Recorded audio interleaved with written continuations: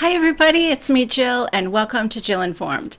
This is the recap of The Real Housewives of Beverly Hills, Season 12, Episode 12, Beverly Hills Blackout. Real quick, at the end of this video, I'm going to be answering some questions. I think if I end up going too long and I think that I should just make it a separate video, then, there won't be any questions at the end, but we'll see. I'll see how long it gets. All right, let's get started with this episode. It is a to be continued from last week. So, of course, we are picking up right where we left off. We are at Diana's Winter Wonderland Christmas party, and the server has just brought out some chicken nuggets. If you didn't see last week, this is after a discussion with Crystal about her eating disorder. Erica goes over to the server. What do we have here, babes? And the server said it's chicken tenders with a barbecue ranch sauce. Kyle goes running over, and Crystal walks over as well. Erica grabs a chicken nugget, turns to Crystal, and says to her, "You can't have this. It's a chicken tender, and you're not going to eat that." And Crystal turns around, looks very embarrassed and feeling awkward, and just sits down in a chair. Erica then goes off, "All right, I need another drink." "Oh yeah, that's what you need." Rinna actually looks like she's kind of being observant about this. She doesn't say anything, but you can tell that she witnessed what just happened. Meanwhile, Kathy Hilton is still doing her awkward greeting people, not knowing if she should shake hands or whatever. And so now she's meeting Cherie, and she's like, "Let's do mitts." Mitts? I don't understand what that means. If you had mitts on, you could actually shake hands. So Kathy says to Cherie, "Oh, it's so nice to see you. I'm trying to think of the last time we saw each other." Cherie, "Oh, I don't think you've ever seen me, Kathy." Oh, so embarrassing. Like, my memory is bad. I usually can remember a face, but I'll forget somebody's name. And oh my God, it's so awkward, isn't it? Someone starts talking to you like you know each other and you cannot for the life of you remember who they are. So embarrassing. So I'm thinking, oh no, Kathy. Oh no. Oh no. Kathy doubles down. "Of course we have," she says. "I don't forget faces." What is happening here? Why would you do that? First of all, Kathy Hilton, you're a pretty well-known person. I just feel like if Cherie met you, she would remember. And no offense, but I trust her memory more than I trust yours, and I don't think I would double down. Cherie, however, sticks to her guns, and she said, "I don't know, I think this might be the first time we're meeting," which I have to give it to her because I would have caved. I'm so conscious of other people being embarrassed that I would just go along with it. I probably would. I'd probably be like, maybe we have.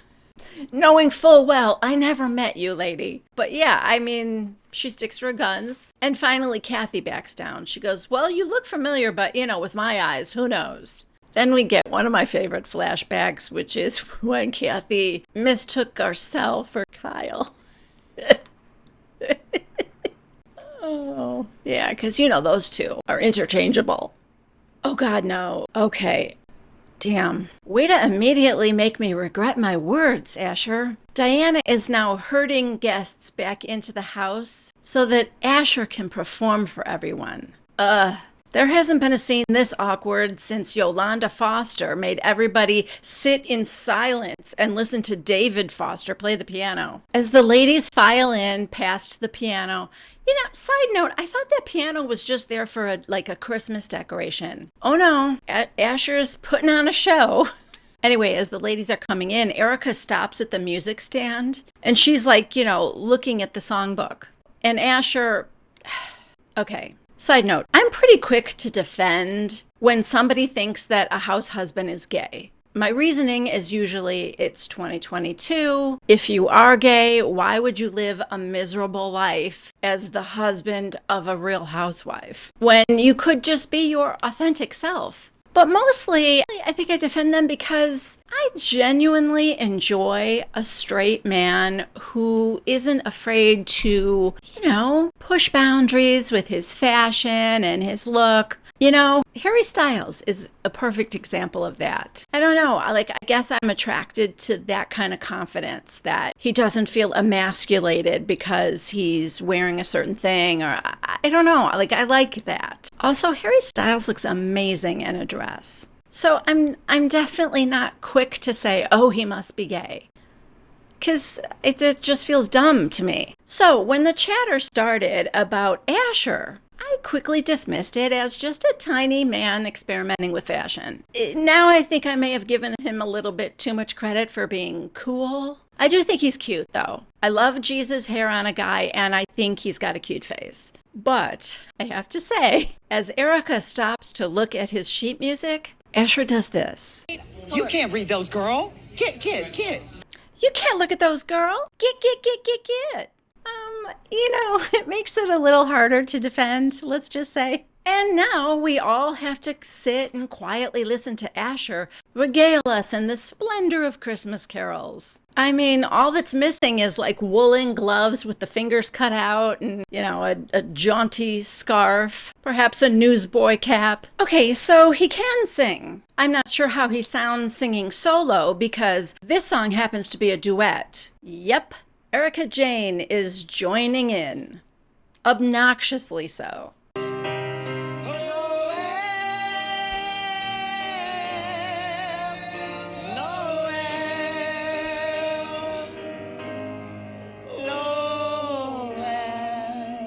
Asher's voice is bringing tears to the eyes of Rinna and Kathy and Kyle. And Erica joins in on the last note, belting it out. Hit the high note.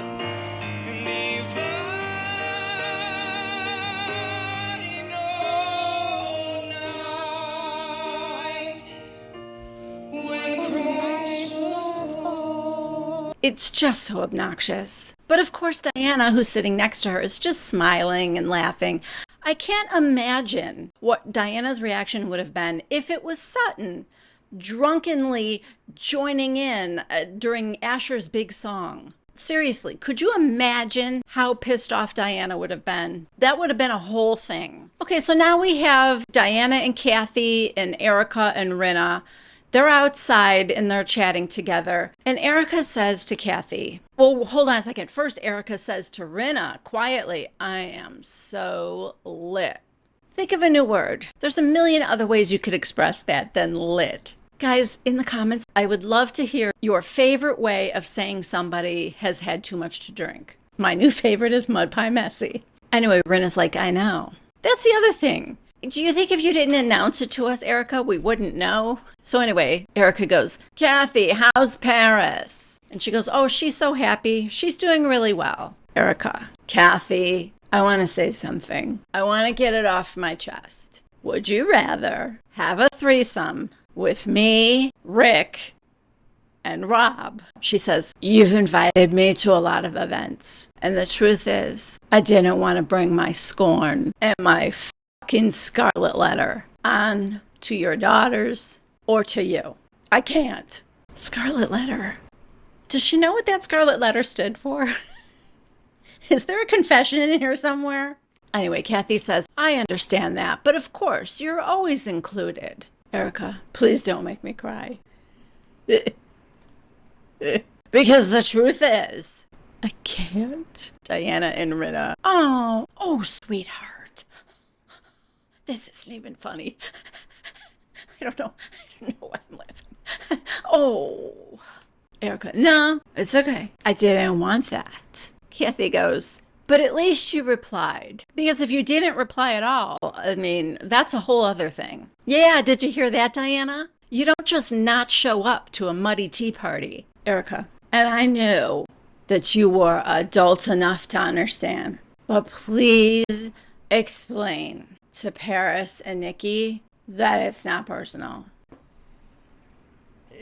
Yes, because those 40-year-old women are not adult enough to understand. Also, girl, I promise you, Paris Hilton did not know you weren't at her wedding. She probably doesn't even know you were invited. To this day, she probably still doesn't know you weren't there. And Nikki, what are you apologizing to Nikki for? Nikki might not even know who you are. I'm just saying, it's a little lofty to think that Paris is hurt that Erica didn't show up at her wedding.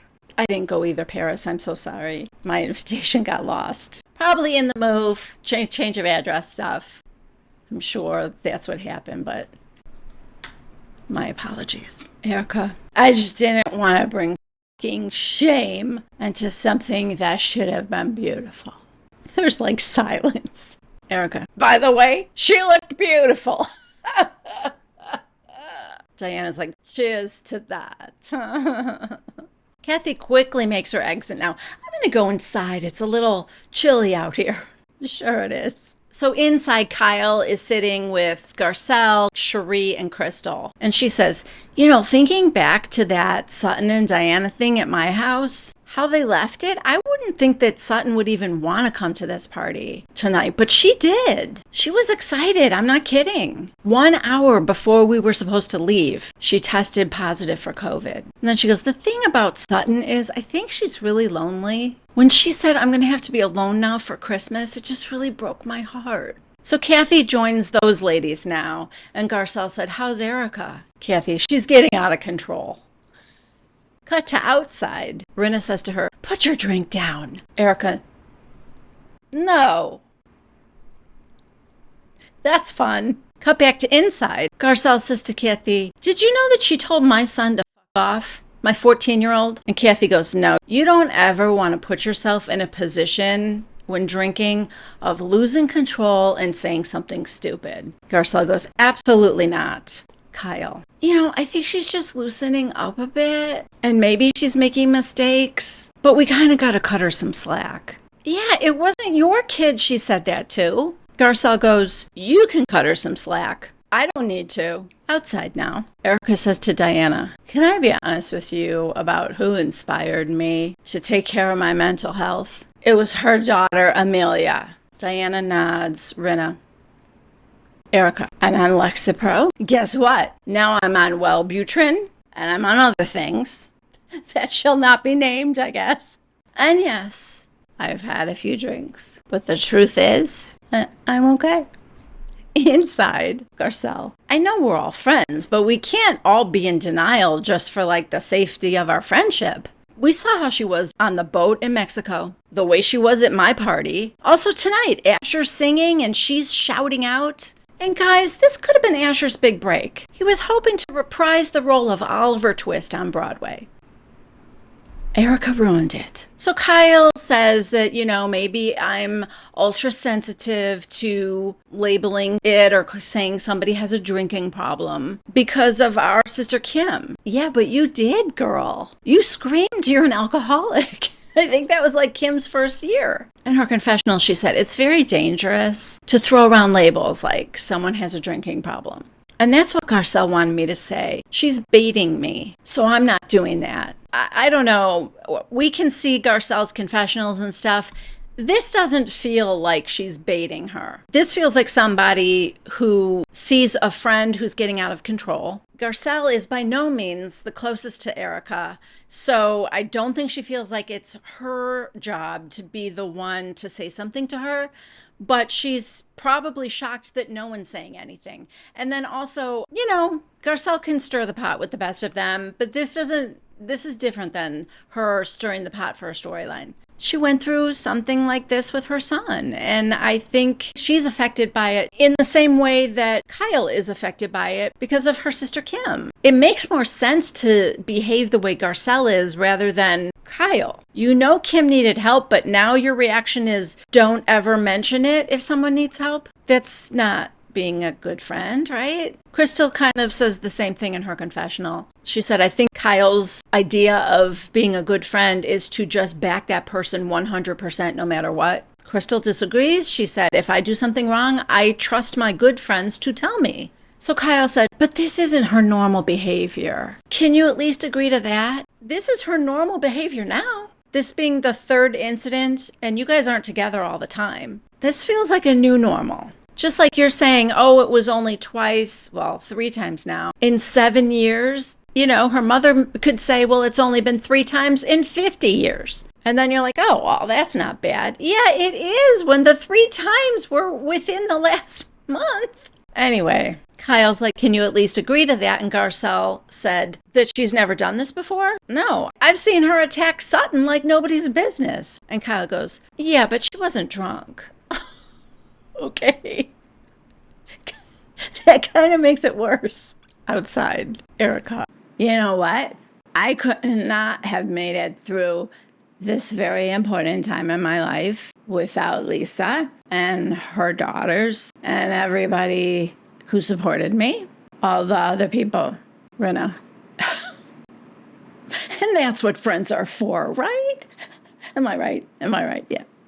That's what friends do. That's what they do for each other. And I'm a good friend. That's the kind of friend I am. Right, Denise? Erica. But you know what? No, I can't wait to find out. When you want to parse it up, and when you want to make it ugly, and when you want to make it like unfriendly, and when you want to say, oh God, like we don't understand, that's when you run into shit. Diana just laughs. Because, I mean, what else is she going to do? She doesn't know what Erica's talking about. English is not even her first language. And at this point, I'm not sure it's Erica's. Rena's just like, thank you for this beautiful party. It really is beautiful. You know, it's our first time out. Yeah, well, it seems like Erica's first time out, like of the insane asylum. So she says to her, but you need to go home and go to bed now. Yeah, she's had a little too much, is what I'm saying. Diana's with we have lots of bedrooms here. If you want to stay in the diamond room, we've got diamonds in that room. You can stay there. The door handle is diamonds. Did you see the diamonds? So Rena goes, oh, do you want to stay here? Do you want to sleep here? Erica, are you crazy? Yeah, that's the crazy thing about this conversation. I live right down the road. Not right down the road. I mean, you're not going to convince me that Diana lives anywhere near your neighborhood. Down the road, like several miles, maybe. So now Garcelle is ready to leave, and she comes over to say goodnight. And Rena goes, oh, we should go too. Really need to go. She's falling over, hysterically laughing. I don't know. I missed that joke. And Garcelle's like, well, I didn't come over here to start trouble, Rena. Erica stands up, falls back down, stands up again, little wobbly, leaning on Rena, arm around her. Garcelle is hoping that others are taking note right now about the condition Erica's in. Anyway, Rena leads her away, and now it's just Garcelle and Diana. And Garcelle said, this is really, really beautiful, Diana. And thank you so much for coming. And I want to have lunch or dinner with you sometime. Like, my behavior at your party was inappropriate. It really was. Garcelle's not fighting you on that, by the way. Sutton said a few things. She literally pressed every button there was to press. Then you came in your beautiful white dress, and I lashed out in the worst way possible, in a rude way. So I apologize. Oh, she's using rude, Garcelle's word that she hated. So Garcelle said, well, thank you for that. Then Diana says something interesting. She said, I always feel like there's a part of yourself. I see it in your eyes that you like me. Okay.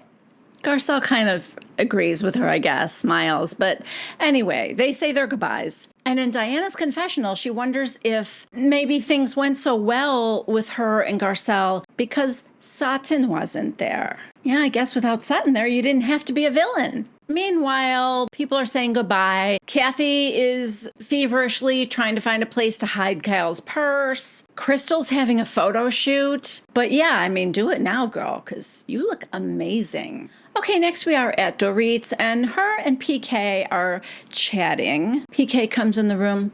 honey, I'm a little bit jaded. I feel all right. And Dorit goes, jaded is not. And he goes, I know, that's not the right word. Dorit says, jaded has a very different meaning in the US than the UK. You just don't feel like yourself. So apparently PK isn't feeling like himself because I guess his parents saw the headline of his arrest on the suspicion of a DUI. So Dorit's like, yeah, a gazillion people texted me. In her confessional, she tells us that after a work dinner, PK was driving home. After having had a glass of wine, he got pulled over and brought into the station. Then she said the California Highway Patrol drove him home.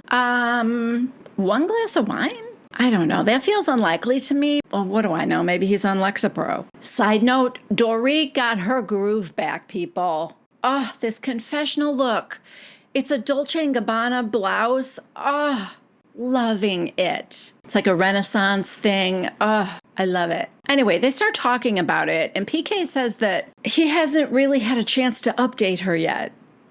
Okay. He said, when they asked me to blow into the machine, they said the legal limit was 0.8 and I'm at 0.81. It was getting late and I didn't want to worry you, babe. Dorit.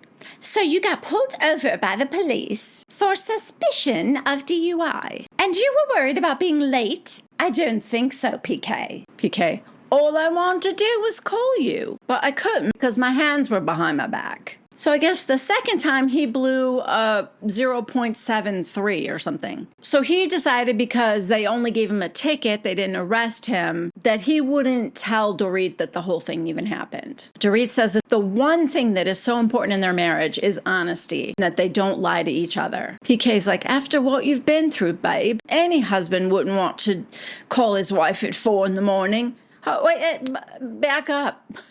4 a.m? I thought you were at a work dinner, had a glass of wine. 4 a.m.? Earlier, Dorit said that they held him for an hour at the police station, so I'm no Sherlock Holmes, but that timeline's not adding up. Anyway, he's like, I didn't want to wake you, but I decided to tell you right away. Dorit, excuse me? The only reason you told me, PK, was so that I could go pick up your car. What an idiot. All right, lock your doors, people. We are now in Erica's neighborhood. It looks like we're in the middle of a hair extension meeting. I don't know. Some guy's pulling a lot of pieces of hair out of a bag. Whatever. There's 25 different colors. There are clip-in pieces and apparently a braid that you take out of the package and just plop right on top of your head. And oh good, Rin is here now. Tijuana greets her at the door. What's that dog's name? Then we get a when Erica was rich montage. I know what it's like to have it all. Victoria, can I have some, do we have chamomile tea? Excuse me, too? We're gonna go into the real closet. Oh, much better. It's amazing. Is that great? It's wonderful. What is it, Cartier? Like a power way? Yeah. What did you do to get it? I did what every woman does to get it. I'm good. I'm gonna work my ass off. I'm gonna get everything back. Let's go. You want that boss life? And she just says that she's going to work hard to get that life back again. So Mikey asks, how was the holiday party? Rinna, well, I don't know. How was the holiday party? Erica, I wouldn't know. Rinna, I didn't think you would. Our girl here was faced. I mean, you were slurring your words. I think for me, it was less about the slurring and more about the words. The nonsense words. So Rinna goes, did you black out when you got home? Erica, yeah, and I hit my head. Rinna, ooh. Erica, then I vomited. Rinna, oh. So Erica seems to be kind of blaming it on the holidays, that's a sad time for her. You know, you could have spent Christmas with Sutton. She was alone too. Anyway, Rinna tells her that the antidepressants make one drink seem like 5 drinks, maybe even more. Rinna tells her she was out of control. Mikey says, as someone who has known you for 12, almost 13 years, you are not a drinker. But these two things are not mixing well. In Rinna's confessional, she said, Mikey is like family to Erica, and I'm probably the closest to Erica. So she needs to hear what the two of us have to say. Erica, I know, it's reckless. Because the truth is, I could have hurt myself. I mean, it sounds like you did hurt yourself. Didn't you say you hit your head? That couldn't have been fun. Were you wearing the giant puffy braid, though? Because that might have cushioned the fall a little bit. So then Rinna tells us in her confessional that she speaks from experience because when she was 6, her sister died of a drug overdose. She said that she was over-medicating, so she understands Erica doing that to kind of numb the pain. Erica, I will say this, Erica seems very ready to hear this message. She says she pushed it too far and she did the wrong thing. And then she said, you know, sometimes it's really hard to be honest with your friends. But thank you for saying, hey, you know what? You gotta stop that shit. Mikey's nodding. Excuse me, sir. Before that party, you were the one asking her if she wanted to start drinking at home. So, you know, you didn't exactly step up with the tough love yourself. Also, you were about to leave with the hair extension guy, but Erica asked you to stay back. So I give you less credit than Rinna. Okay, back from the commercial break, we see a montage of how everybody spent their Christmases with their families, what they did. Sutton was alone Christmas Day because she had COVID. And now it's 10 days later and she is visiting Garcelle. Garcelle fills Sutton in on how Diana's Christmas party was. Giant balls of light everywhere. Asher's hair. Erica was drunk. Which, I mean, is actually a pretty good summary of the party when you think about it. Garcelle thinks something needs to be said about Erica's drinking. Of course, she doesn't know that Rinna just, gave her a talking to. So Sutton was really alone for Christmas because her kids spent Christmas in Italy with her ex. And she just talks about, really thinking about her future and being alone when the kids are, gone. And she said that she's, trying to make herself more open and available to dating and maybe letting her guard down a little bit. Garcelle asks about her ex-husband if he has a new girlfriend, and she said, oh yeah, they're serious. In fact, she was in Italy with them. She didn't know that. And Garcelle said, oh, with your kids? And she goes, mm-hmm. So apparently he's moved on. Okay, so now we are at Sutton's and we are in her closet with her assistant Josh picking out an outfit for a date. She's like, I like that blouse. And he goes, really? It's kind of Valentine's Day-ish. And then we get the flashback at how her last boyfriend, Michael, broke up with her on Valentine's Day. Oh, God. And so, she's like, well, I don't want to be too sexy, but also she wants to, not be too buttoned up, I guess. So they're picking stuff out for her. In her confessional, she said that what she's looking for in a man is tall. Sorry, Asher. Employed. Sorry, Asher. Does Asher have a job? Educated men. Deal breakers include an affection toward hoodies, ponytail. Sorry, Asher. In a white unmarked van. Yeah, Sutton and Diana really are very different women, aren't they? So Sutton is like in her confessional saying that, I'm not very good at dating. And the producer said, have you ever thought about a friends with benefits situation? And Sutton goes, no. And I have gay friends. I'm not sure they would want that particular benefit. Okay, now Dorit comes over to Kyle's house. Dorit is lamenting about PK's DUI headline, mostly because it was weeks ago and it's just coming out now, and she, has to relive the whole thing, and people are calling her from out of the woodwork. And Kyle goes, by the way, he told Mo. Ugh. But did he tell Larry and Curly? And Mo didn't tell me. And he was like, I didn't have a chance. Oh, come on. You had a chance. Something struck me, you guys. I almost feel like Mauricio did tell her, but she doesn't want Dorit to know that she knew it and didn't tell Dorit. She just seemed a little guilty when she was saying, Mauricio didn't tell me. Anyway, Dorit said, oh, yeah, I know. He tells Mo everything immediately. He literally does. He trusts him with his life. And he'd take a bullet for him, Kyle. They're laughing about that. Kyle, I don't know, she's babbling about something. I think the Find My Friends app or whatever, Friends and Family app, she's talking about how she checks where all her kids are before she goes to bed at night. And she just likes to see that they're all at home or something. And Dorit goes, do they know you're checking? And Kyle goes, yes, they check on me too. Dorit, oh my God, Kyle. That is the most beautiful relationship you have with your children. I mean, is it? They're checking on each other all the time. It seems like a suspicious relationship. Okay, now we are on Sutton's date. And oh, good, it's with Sanjeet. I liked that guy. He's the one she was FaceTiming with when all the ladies were over at the muddy tea party. What? I'm sorry, all that time with Josh in your closet picking out an outfit and leather shorts and a cat sweater is where you landed? I mean, I guess leather shorts can be cute for a date. So I guess it's the cat sweater that I'm struggling with. Well, she didn't want to be too sexy, so nailed it. You guys, I eat just like Sutton. She just said she likes plain pizza. So do I. I don't want anything on it. And nothing spicy. Yes, that is me exactly. I have the palate of a 6-year-old. Sanjeet wants to order spicy clams, and, you know, they're spicy and they're clams. And for those reasons, I'm out. In Sutton's confessional, she said, I met Sanjit on the Bumble. He grew up in Virginia. He went to law school in New Orleans. And he was also on Jeopardy. Oh, that's fun. I like that for I was going to say Sanjeet. I like that for Sanjit.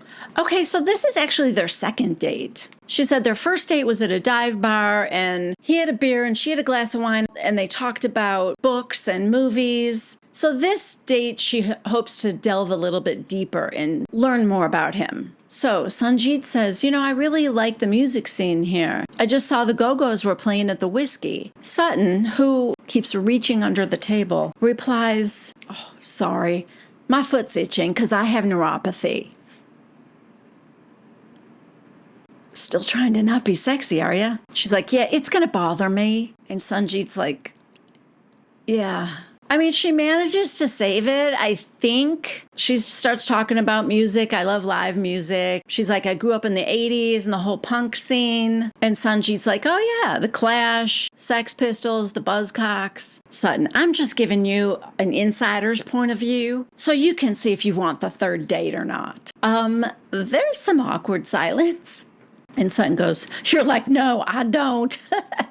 And they laugh, although I'm not sure that isn't what Sanjeet was thinking. You know, I mean, he just laughed. I know it's only the second date, but is it already time to suggest a Rob Minkoff sanctioned 3-way? I don't know. Can Rob save this relationship?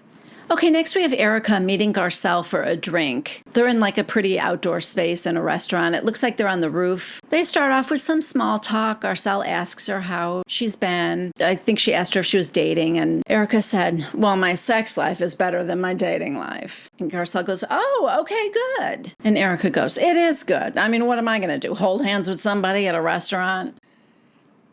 I guess not. I don't know. So now the server comes. Garcelle orders a Casamiga and Erica orders a chamomile tea with honey. So the girl's like, oh, okay, unfortunately, we don't do the hot drinks up here. So, like, that's the only thing. Erica goes, okay, what kind of cognac do you have? Really? You have to jump to a cognac? First of all, I mean, I'm sorry. That's a stupid rule. You can't bring a hot drink upstairs from the kitchen? Is there like some safety thing about that? I don't know. I'm sure you guys will tell me in the comments why she can't do a hot drink upstairs. But to me, it seems dumb. Just grab a tea bag and some hot water and bring it upstairs. Is that too hard? Anyway, the only thing dumber than that rule is the fact that Erica has to go with cognac now. If you're not drinking, you can't order pop or something? Anyway, the server doesn't even know what kind of cognac they have, so Erica's like, just bring me something good. So Garcelle asks Erica how she's been feeling, and she goes, good. Garcelle said, yeah? Because the last couple times I saw you, you were a little tipsy. Erica, oh, I wasn't tipsy. I was blacked out. I appreciate you trying to be gentle, but it was blacked out. She says that, you know, her trouble was that she was on medicine and thinking that she could still drink. Just like this. Yeah, you're doing it again. Anyway, they both agree that after last year, they can understand why Erica wants to have a little fun. And Erica goes, deserves to have fun. I'm not sure we can agree to that. I don't know that you deserve it. I can definitely understand why you want it. Last year was rough. And Garcelle said, yeah, but I mean, you don't want to have your friends be worried about you. And, you know, it looks a little messy and sloppy. And Erica said, well, you know who came to my house and basically let me have it? Called me on the carpet? Lisa Rinna. And Garcelle goes, did she? Erica, hell yes, she did. Obviously, I'm struggling. Lost the home, lost the husband, lost all the things. Well, Tom may not have been topping the list, but at least he was on the list. And Garcelle said something about rebuilding, and she goes, yeah, and nobody tells you how to rebuild because so much has been ripped away from me. It's almost like I have a fresh set of eyes. Garcelle takes this opportunity to say, so now that your eyes are open, what are you seeing about our friend group? Anything you haven't seen before? Erica takes a long pause and she says, I'm glad you have Cherie because I think Sutton is a liability. But you didn't think she was going to say that, did you, Garcelle? Garcelle, really? Why does everybody come down on her? Erica, you know, she's unpredictable in some ways. In Garcelle's confessional, she goes, what? Erica is a liability walking around every day.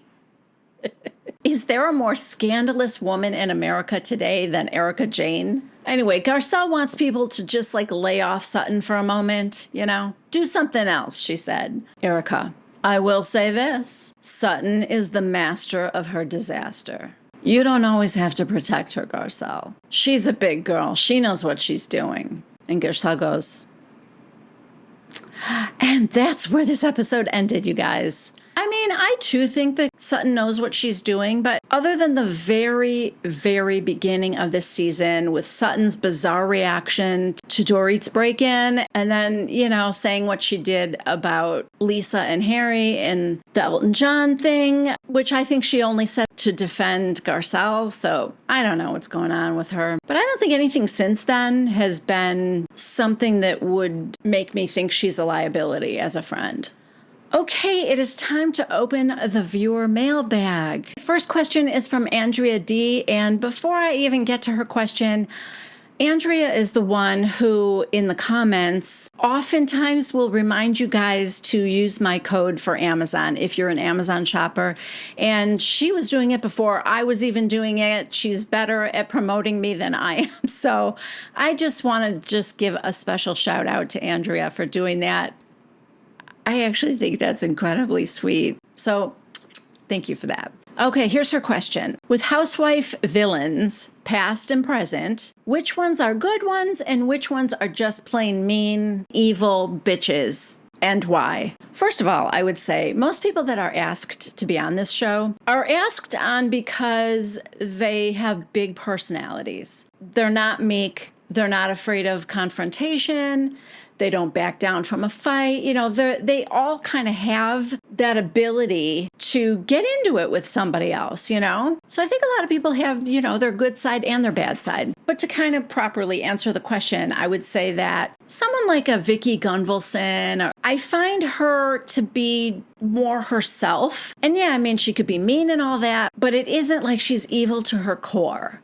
She's just, this is the kind of person she is, and she's kind of being herself. Whereas, like, Tamra kind of falls in the other category for me. I think Tamra can just be really, really mean. As far as, like, the Beverly Hills ladies, I mean, Diana told us she was a villain. And, you know, maybe it's too early to tell with her, but wow, she seems pretty evil. I don't even feel like I see a soft side of her when she interacts with her kids and Asher. Obviously, she loves them, but I don't know. I think Diana falls into the second category. Rinna, I like her on this show. She hustles, man. She works hard to make the show exciting, and I like it. This might be a hot take, but I think she's one of the good ones. I think she does it because she thinks that's her job.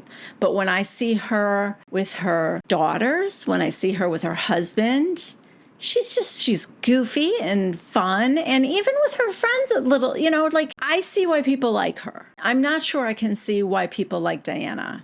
And again, might not be fair because we haven't seen enough of her yet, but there's a difference. And then Rinna, I think, takes the villain role like any other job she's hired to do. It's not personal. And I don't think Denise Richards really got that. She was not a good fit for Housewives because she doesn't like fake and phony. She doesn't play like that. She doesn't even like the way they dress and stuff. You know, she's the girl that comes to things in cut-off jeans because they said it was a barbecue, not knowing that barbecue meant, you know, semi-formal.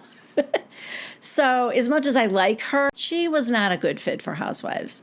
Rinna is perfect for Housewives. So anyway, hope that kind of answers your question. Okay, the next question is from Edward S., and he asks, how do you detach from the insanity that is the Housewives? Okay, let me say something real quick to Edward first. Thank you for reminding me that Teddy is there in every scene, just slightly off camera, because I forgot to talk about that. But now that I'm thinking about it, I'm sure it was Teddy who was under the table at Kyle's, handing Jamie Lee Curtis each item as she presented it.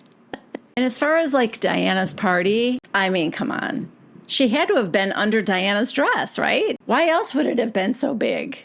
Okay, so as far as your question, Edward, here's the truth. I find Housewives a way to detach from the insanity that is real life. So I don't really feel like I have to detach from Housewives. I don't have a problem in not taking them too seriously. And I know it's a reality show, but I guess because I don't know these women, I can just see the funny in it. Now, when they do things that I find problematic and hurtful to other people, or bigoted or racist or bigger than just a funny little, argument or something, that's a little hard to deal with because I'm looking for a laugh. I'm wanting this to be a fun escape and something fun for like all of us. I think of you guys as like my friends who I'm talking to about the Housewives. We both watch the show. Now let's dish the dirt. Let's talk about it in a fun way. And so when the topics are heavy or very disturbing, then it doesn't feel like an escape and it is hard to get away from that. But for the most part, they're my escape. I don't take them too seriously. Okay, the next question is from Sessa, and she asks, do you film while you're watching the show or after? And also, she'd like to see more of my book reviews. Okay, the first question is hard to answer. For the most part, I watch the show before I film. I watch the whole show and I take notes. But I also refer, like sometimes I'll have my iPad on nearby and I am reminding myself of certain scenes and stuff like that. So that's why, like, if you see me, like I'm just cracking up again, it's either because as I'm remembering it, I'm laughing, or it's because I just watched that part again. And, it's cracking me up all over again. Generally, I watch the show, I take notes while I'm watching, and then I pull screenshots and stuff like that. And then I film the next day. As far as the books, yeah, I will. I'm not the best reader. My daughter, Jade, is a voracious reader. And so all I have to do is ask, what are you reading lately? And she usually has a great suggestion for me. So then when I get around to actually reading them, that's when I tell you guys. But I actually did just finish another book. This one I think everyone in their family has already read. But it's called It Ends With Us by Colleen Hoover. Fun fact, this is not in the psychological thriller genre. I have had a book in my description box for so long now called Verity, which is a psychological thriller, also written by Colleen Hoover. However, I think Verity was a departure for her. I think her sweet spot is books like It Ends With Us, the one I'm about to tell you guys about. This is, it's a love story. It's a story about family and relationships. And I really don't want to tell you too much about this one. It was quite compelling from the first page. It's not one of those books that I had to like fight my way through and then I started to love. Right away, I found it interesting and I couldn't wait to, read the next chapter. I will say as a warning is that it does depict domestic violence.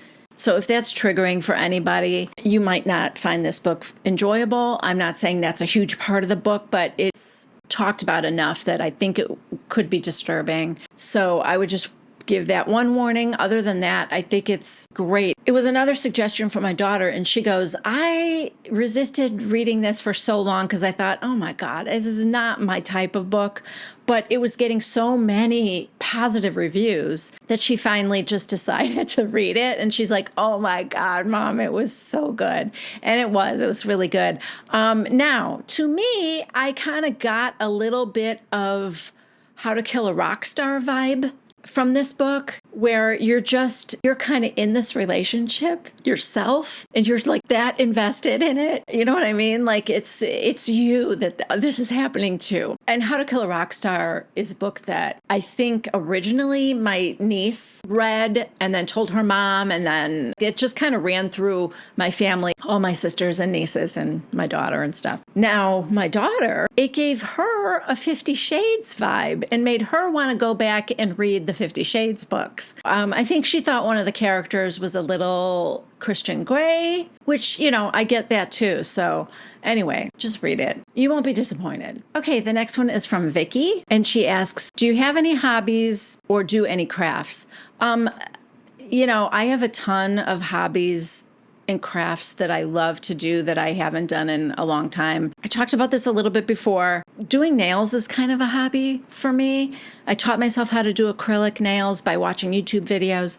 And, these are like polygel nails that I've done for the first time, but I've done like hard gel and just, nail art designs and stuff like that, that's a whole thing that's fun to me. I love knitting, needlepoint, and sewing a little bit. All these things that honestly I don't do anymore. When Jade was little, I used to sew outfits for her and stuff. Scrapbooking, drawing, even just drawing. I love to draw. You're making me think about things that I really should start doing again. The next is from Dapper Dave. And he said, you run into a housewife out in the wild who has seen your channel. I'm scared already.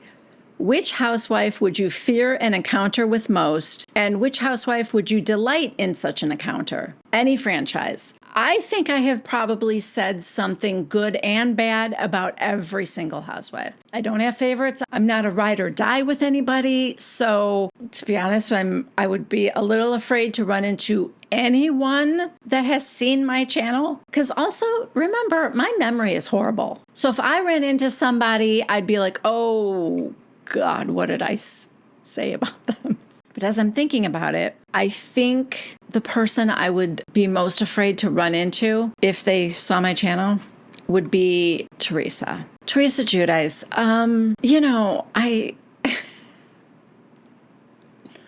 I definitely imply that she is maybe less intelligent than, most people. I also think I do think she's the kind of person that would beat the shit out of me. Let's say I've said bad things about Lisa Vanderpump. I'm not afraid she's going to actually physically punch me in the face. I can't say the same about Teresa. I actually think she would. Yeah, even more than I haven't been particularly generous to Erica, but I also don't think she would be physical. Dave, are you sensing that I just don't want to get punched? Yeah. Teresa. I've probably said more bad things about her in this last season than any other housewife ever. She was the worst. And don't forget, I make fun of the way she talks all the time. So that can't be good. Yeah, definitely Teresa. Who would I most want to run into? I think even though I've probably said bad things about everybody, I would say Bethany Frankel. Here's why. Bethany Frankel got me to like the Housewives. The first franchise I ever started watching was New York. And Bethany was still a single girl living in a small apartment in New York. She was a caterer or something. I'm not even sure why she was on the show at first, because I feel like you kind of almost have to be super wealthy to be on the show now. But anyway, she was the person that you could relate to. She was the one that every time the confessional would come around to her, she had some witty, sharp, hysterical comment to make about the ridiculousness of the other ladies. And so, yeah, she was the person that I related to, and I loved her. Interestingly enough, as she became super wealthy and the years went on, she became a little ridiculous to me on the show. And her last season, she never should have been there. She was miserable. She wasn't funny because she was miserable, and she needed to be off the show when she was off the show. So she made the right move for herself. But I would love to run into her even more because I love what she has done with her great wealth. I love how charitable she is. I love the whole Be Strong initiative. She is always like first on the ground wherever disaster has hit, and she's so involved in it. She knows what's going on. You know, I would just say it's the one charity that I always feel like my donation is being spent the right way, really going to help the people that need the help. I'm kind of in awe of her. Her philanthropic endeavors are bar none. I think more so than any other housewife I know. Not to say that other housewives aren't involved in charities, and I know that they are. It's just like she just really takes it to heart. So yeah, I would, I don't want to run into anybody. Let's make sure that's clear. But I pick her as the person I would like to run into the most, and Teresa as the one I would least like to run into. Jocelyn Ford asked me if I have a fave vacation. I do. I have been lucky enough to go to Turks and Caicos more than once, and it is my favorite vacation, which is not to say there aren't other places I really want to go. But going like Europe, I would love to go to Europe. That to me is a very different vacation than a beach vacation. The kind that just really feels like relaxing. Being on a beach, reading a book, having a fun drink with an umbrella, the whole thing just oozes vacation to me. And Turks and Caicos has the most beautiful turquoise water that I've ever seen anywhere. And it's one of my favorite places ever. Karen T says that she bought both of the books I recommended last week, The Island and The Passengers. She bought them both by using my link. Thank you so much for that, Karen.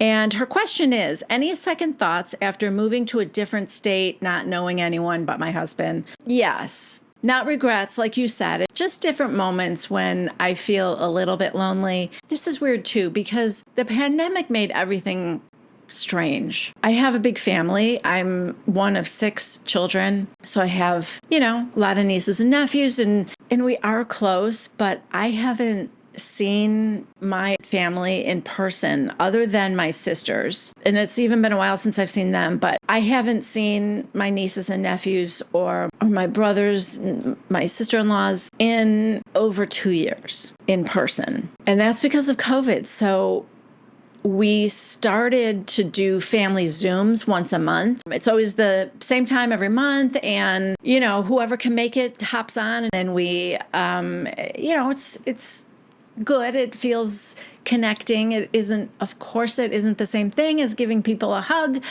But we've been living like that for so long that when I moved here, it's really no different. I wasn't seeing them in person anyway, whether I was 15 miles away or 800 miles away. So in that regard, it's not such a shocking change. If any of you have seen my walking video, I did a video where I filmed myself walking every single day for one whole year. And one of my sisters is featured in a few of those. I miss that she can't just pop over and we can go for a walk. That's hard. I hope that, we'll just get together as often as we can. And I'm grateful that we have something like Zoom.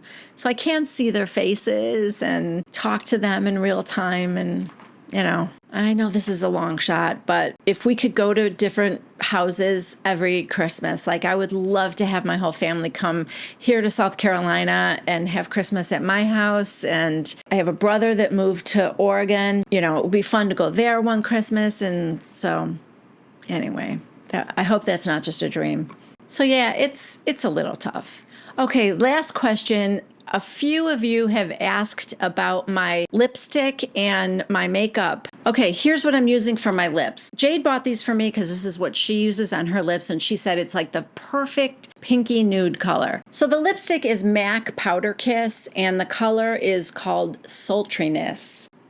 So that's the lipstick. And the gloss that I use on top is Dior, and it's Lip Maximizer Hyaluronic Lip Plumper, and that is in the color Rosewood. So that's what I have on. Also, the lip liner I use is Sephora brand, and it's number 28, and it's called Sink or Suede. And there, let me be a real blogger.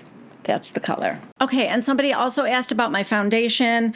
I use Clinique Even Better Refresh, and that is in the color Ivory. And I also use Laura Geller. It's called Baked Balance and Brighten Color Correcting Foundation, and this is in the color Fair. So I think I answered everything that came in this week. If anybody else has a question, leave it in the comments down below and I'll answer it next week. As always, if you haven't yet subscribed to my channel, please consider doing so. And if you liked this particular video, please give it a thumbs up. I will link the Colleen Hoover book. It Ends With Us. I'll link that in the description down below. Just a reminder, I'm an Amazon associate. If you do go through one of my links, I will receive a small credit for whatever you purchase. Even if you're not purchasing the thing that I've linked, you can go off and purchase whatever you want, and I can get credit for that. I guess that's it. Thanks again. I love you guys, and I will see you next week. Bye.